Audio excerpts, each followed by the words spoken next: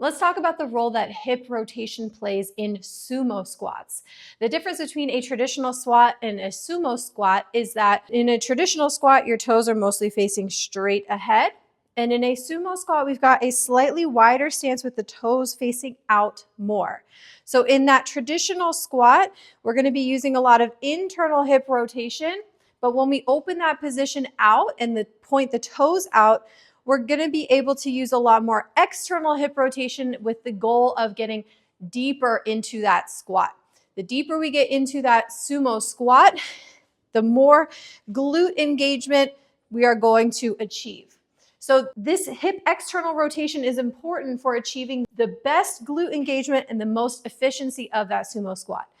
So how do we improve that hip rotation and prime that hip movement for our sumo squats? We're going to go through 3 drills today to help prep the tissues for sumos and to help your body understand that hip external rotation and the angle that you need to point your toes out to get the best sumo squat that you can possibly achieve. So we'll be needing a band, 2 yoga blocks, and 2 sticks or dowels. All right, let's get started.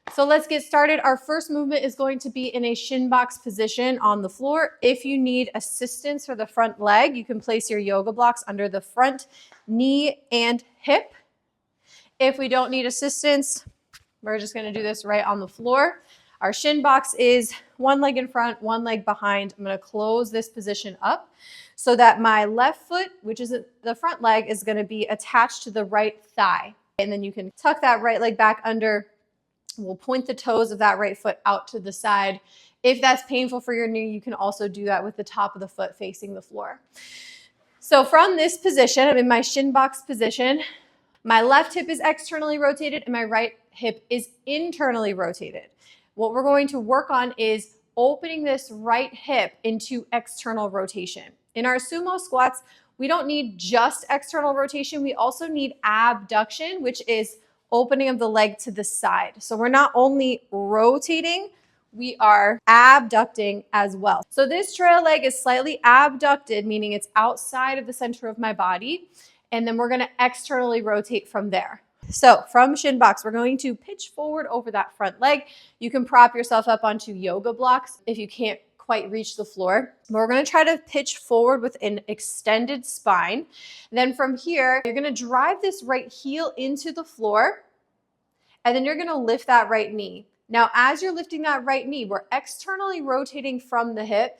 Try not to turn your body or your hips with that lift off. We want the hips to remain nice and still as we lift that right knee. You're trying to lift that right knee so far that it goes behind the right shoulder, but without compensating, right? We're going to hold that and then bring that right leg down. So we're just going in and out of this external rotation in that abducted position. We're just priming that hip for the work that we're going to do in the sumo squats. So let's go again. Drive the heel down. We're going to lift that back knee. So by doing that, we're externally rotating that femur within that hip joint and then bring that knee back down. Make sure that we hold at the top of that movement. We're going to lift and hold. Even if we get 1 inch off the floor, that is still going to be activating those glutes, which we need for the sumos. Slowly come back down. Let's do that 2 more times. Lifting up. Drive that heel into the floor. Come back down. Last one, lifting up. Try not to lean to that left side. Everything stays still. And come back down. So now let's switch sides. Left leg is going to be your trail leg now. Right leg is going to be in front. We're going to be working this left hip going from internal rotation to external rotation to lift, okay? So we're going to pitch forward over that right leg. You might feel a stretch in the outside of that right hip as well, which is great. We're going to drive that left heel into the floor and we're going to lift that left knee up into rotation. Try not to open the chest or the hips, right? You want that left hip to stay forward as we lift. So the 2 of them are working against each other. Bring that leg down, take a breath, and then let's go again. Drive that heel down to pry that left knee away from the floor. Hold. I'll always want to make sure we have control over this movement. Bring the leg down. And again, exhale to lift and hold. Drive that left hip forward and down. We're gonna go 2 more. Once again, making sure you're not pitching out to the right as we lift and hold. And slowly come back down. And we'll go one last time. Drive the heel down to lift. And slowly lower. Now we're going to intensify this movement. We're going to grab the band. You're going to thread your leg through it, so it's going to attach just above the knee on your thigh. If you struggled with that last progression, just stay there. This is going to make that movement more intense, more difficult. So if you're good with that last progression, do that same thing one more time. If you're ready to move on, then we can do this one. So you're going to wrap the band underneath that left foot, and you're going to press into that left ankle with the right hand. So this is your anchor, and you're going to be lifting and pulling the band with that right thigh. So we'll set up that same shin box position. Left foot is the anchor. Band is anchored right underneath that. The longer the band is, the easier it will be. The shorter the band is, the more difficult it will be. So we'll pitch forward into this shin box. We're going to pull on that band, drive the heel down as we lift and hold. Breathe and come back down. Take a deep breath. And we're going to go 4 more times. Exhale as we lift up and hold. 3, 2, 1, and back down. Let's do that 3 more times, pulling on the band to lift. Trying to open that knee by bringing that right hip forward and down. Last 2. So here's where we'll really feel some glute engagement. And slowly come back down. One last time. Exhale to lift. You might even get some cramping in that hip, which is normal. If you're new to this, just need to come out of it, shake it out, and then get right back into the movement and rest. Let's slowly come out of that and switch sides. So now we'll thread the band through the left thigh. Band is going to go underneath that right foot. We're in that shin box position. Left hand is going to press into that right ankle to anchor that band underneath that foot. We're going to stretch forward over that right side. Drive that heel into the floor. Now, the further forward that knee is, the easier it's going to be to lift as well. All right, so that may mimic your sumo squat a little bit more. That means that you'll probably have a little more narrow stance. You'll point those toes a little bit more forward in your sumo squat. So we're going to drive that heel down into the floor, lift and pull on that band while still pushing that left hip forward. And come back down. Take a deep breath. And exhale, lifting again. Drive that heel down. Don't let the hip open. And down. And last 3, exhale to lift. And down. And 2 more. Lifting up. And down. Last one. Drive that heel down. We're going to lift it up. Press that hip forward. 3, 2, 1, and release. All right, we'll slowly come out of it. So we got that hip abduction and external rotation warmed up. Now we're going to combine that with some hip flexion. So we're going to lift the leg, trying to maintain that abduction and rotation of the thigh. So now we're getting into basically one side sumo squat at a time, but without your body weight. So we'll use one yoga block for now. We're going to grab our sticks and we're going to go into a half kneeling position. Now we're going to put that yoga block somewhere where you can reach it, but not in any specific position yet. Sticks are going to be wherever you need to stabilize yourself. In this half kneeling position, make sure that the back foot is not externally rotated. We want that foot to be right behind the knee. So from this position, I'm going to lift my right leg up off the ground. Make sure you're not leaning away from that leg or hiking that hip. And then I'm going to open as far as I can while keeping the ankle underneath the knee. That's important. If the ankle falls behind the knee, then you want to bring that foot forward so it's just underneath the knee, right? So we open, keeping the ankle underneath the knee as far as you can, almost trying to reach that knee towards your armpit. And then we're going to bring the leg straight down from there. From that position, you're going to take your yoga block and you're going to place it right underneath your foot. If it was really hard to lift your leg off of the ground, then you're not going to use the yoga block at all. You're just going to lift off from this position. So I've got my foot here, placing my yoga block right where my foot was, angle it where the toes were facing. Then you're going to place your foot on the block. One stick is going to line up with this left hip. As we lift and work this right leg, we want to make sure that the left hip is not rotating towards it. We want that left hip to pull back, and we want to make sure we're not shifting side to side. So this stick is really going to help keep this alignment on this left side, so we're isolating the right leg. So I've got this attached to my thigh, the front of my left hip, and my rib cage here. That's going to stay straight up and down. I'm going to hold it nice and comfortably by my face or my neck, and I'm going to drive that into the ground. So that is keeping that left side nice and solid. The right stick is going to go inside of that right foot, straight up and down here. What we're going to do is we're going to drive the sticks into the floor. At the same time, I'm trying to almost corkscrew my right leg into the ground. So I'm thinking of externally rotating and pushing that knee out even more. So I've got that hip nice and active, driving the sticks down, corkscrewing that right leg. We're going to try to keep tension in that right hip and on those sticks as you lift the leg. We're going to try to lift that right knee up towards the right armpit without letting that knee drop forward or the hips to shift off center. We're lifting straight up, almost trying to bring that foot towards the stick. Make sure that the chest is still facing 12 o'clock straight ahead, and then we're going to slowly come back down. So this is basically one leg of your sumo squat. Drive the sticks into the floor, corkscrew that block with the right foot.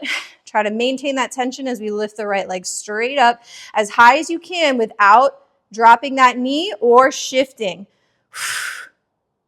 And slowly bring that leg back down. Take a deep breath. Reset 3 more times. Drive the sticks down. Lift that right leg up. Without shifting, without dropping that knee in, try to push that foot towards the stick and down. Keep breathing, almost there. Last 2, drive down into the floor with those sticks, corkscrew that right leg and lift up and hold. Don't open that chest. Come on down. Last one, corkscrew, drive those sticks down and lift. Drive the sticks down more to lift higher. Hold and bring that leg down, and then we'll switch sides. Okay, so now we're going to set up the exact same way on the left. Got my sticks. My right foot is right behind my right knee. I'm going to lift up, open as far as I can without turning my body, and then bring that foot straight down. Now from there, I'm going to bring my yoga block right underneath that foot. Place that foot right there. Now my right stick is going to line up with my thigh, my hip, my rib cage, and the left stick is going to go just in front of that left leg. So this is really our barrier here. We don't want to be hitting the stick with the leg as we lift. We're trying to pull the thigh and the knee away from the stick, maintaining that rotation from the hip as we lift up. So we're driving those sticks into the ground. Drive that right foot into the ground as well. That'll help you stabilize here. And then as we exhale, we're going to lift up, trying to drive that left knee straight up towards your left armpit, trying to pull that left foot forward towards the stick and down. Take a deep breath. And we're going to do that again. Lifting straight up. Pull that knee away. Feel that rotation from the hip. And slowly come back down. 3 more times. Exhale to lift up. Hold. Slowly come back down.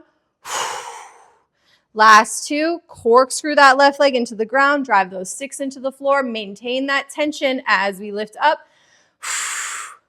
3, 2, 1, and down. Take a breath. We're going to go do that one more time. Drive the sticks down. Make sure that right hip is nice and solid. Corkscrewing that left leg as we lift. Drive the sticks into the ground a little bit more to lift a little bit higher and release. All right, so we're going to go back to that right side. So the right leg is going to go right on that yoga block if you still have it there. If not, do that same test. And then we're going to add some rotations. We're going to go in and out of external rotation once again, but in this elevated hip flexed position. So the stick is going to go right inside of that yoga block. The left stick doesn't have to be right against that hip this time. It could be a little bit further out to the side. Just make sure that you're not leaning, and if you are, bring that back so it can really stabilize that hip. So we're going to make sure that right stick is just inside the instep, so we don't want it too far forward because we're going to attach the foot to the stick. So we're driving down into the floor with those sticks. We're going to slide the right leg up, but this time attaching the foot to the stick. We're going to hold that there as we drop the knee into internal rotation. The leg is pushing into the stick, and then we're going to keep pushing the leg into the stick as we try to open the knee into external rotation further. Try to keep the leg up. Keep pushing in on that stick as we do 2 more into internal rotation. Keep pushing in on that stick as we go to external rotation. Don't let the body turn towards that leg. Hold. One more time. Keep that leg lifted as we go to internal. Hold. And external. Drive that foot in. Open that knee out. And then slowly slide that foot down. And release tension. This one is the most advanced version, so if you want to just go back to those lift-offs, stick with that progression. This one is really going to work the position of the hips, the rotation of the hips at that bottom of the sumo squat position. So we're mimicking the bottom of the sumo squat, and then we're going into internal and external rotation of the hip from there. So these are really difficult. So now we'll switch to the other side. Left foot is going to go on that left yoga block if you have it there. If not, you can just measure and go back to that position. Left stick is going to go just inside that block towards the instep of that left foot. Right stick can go right on that hip, or it can go a little further out to the side. We're going to drive those sticks into the floor. We're going to slide the left leg up without leaning away or turning towards that leg. Push in on that stick. We're going to drop to internal rotation and hold. Keep pushing on that stick as we drop to external rotation, trying to push that knee back. 2 more. Over to internal. Try to keep that foot up the whole time. And over to external rotation. Hold. Last one, over to internal. Make sure you're breathing. Drive those sticks into the floor for more tension in this movement. Over to external rotation. Drive that foot forward, knee back. Come back center. Slide that foot down and rest. All right. So now we can put this all together and try our sumo squat, combining all of these movements that we worked on. So the angle that your blocks are facing now is pretty close to the angle that you want your toes to face in your sumo squat position. So if your blocks are angled slightly forward, then try a sumo squat with your toes not angled too far open. We'll start at 11 and 1 o'clock, then we'll work to 10 and 2, and we'll see which angle fits the best. But if your blocks are angled a little bit more outwards, you can start at 10 and 2 o'clock and then see if something in between 10 and 2 or 9 and 3 works best for you. The one thing to remember is that we don't want, just like when we had the stick, we don't want the knee at the bottom of your sumo squat. If my toes are out here, we don't want that knee angling in this way. This is internally rotating the hip. It's putting a lot of stress on the knee, and the foot is not able to really be a nice solid base for you. So we want the knee to try to corkscrew over the toes. If the knee keeps caving in this way, I would say let's turn the toes in a little bit, right? So that the knee can then track where the toes are going. That's going to be the strongest position for you to work in, especially with external load. The knees, just like any other squat, the knees can go over the toes. We don't need to keep the knees behind the toes with our sumo squats, just like our regular squats. Squat is a knee dominant movement, so we're going to bend the knees as much as we can, which means that yes, they can and probably will go over the toes. So now that we have a general idea of the angle that we want to point our toes in, let's try a couple sumo squats. Now, I'm going to stand on my blocks so that I can aim for an elevated sumo squat, which means I'm going to get really deep into the hips. You can try this with your feet just on the floor. So we're going to start, unless you think you have it, but 10 and 2 o'clock is your position or something a little more open than that. We're going to start with the blocks facing 11 and 1. Okay. Now, the position of your feet is probably, a lot of times people will set up super wide in their sumo squat position. This is just not, for the average person, going to allow you to get as deep as you can. It's going to put a little more stress on the internal, or on the adductors rather than the glutes. So we want the stance to be probably a little wider than your regular squat stance, but not super wide as if you're about to do a lateral lunge. So we'll start at 11 and 1 o'clock, and you can play with where you set the feet. So I'm going to stand on my blocks here. Toes are pointed towards 11 and 1 o'clock. You're going to corkscrew those legs as you slowly drop those hips down, reaching towards the floor. So I always like to reach towards the floor with sumos. Then as you come up, you're going to corkscrew even more with those feet. Let's try opening a little bit more. I'm going to show you from this angle this time. So now we're going to almost 10 and 2 o'clock. You can try somewhere in between as well. We're going to corkscrew, pull those knees apart, really feel that external rotation happening from the hip joint. As I go down, notice how my hips are back slightly. You can also do this with the hips completely underneath you for more of a quad exercise. This one requires even more abduction and rotation from the hips. This one is going to be a little bit deeper, working into a deeper range of motion. And we're going to probably get a little more glute engagement here. And then keep corkscrewing on the way back up. Let's try one more placement with the blocks even a little bit further out, pointed a little further out. Corkscrew as we drop down into that squat. Always make sure you can hold the bottom of this squat position. Try not to round that spine. That has a tendency to pull the hips into internal rotation. Keep that tailbone reaching out behind you as we pry those knees apart and really corkscrew those feet into the ground and corkscrew to come up. All right. So that is your sumo squat. The hips are going to externally rotate. They're going to abduct. This may be more comfortable for you than a regular squat, or it may be more uncomfortable for you than a regular squat. So neither one is better than the other. It just depends on how your femurs move within that hip socket. My background is in dance, and so I actually find that I have a deeper range of motion doing the sumo than the regular squat. All right, so I hope you learned something about sumo squats and your hip rotation in your sumo squats in this video. If you have any questions, you can add them to the comments below. Please share, like, and subscribe, and I will see you next time.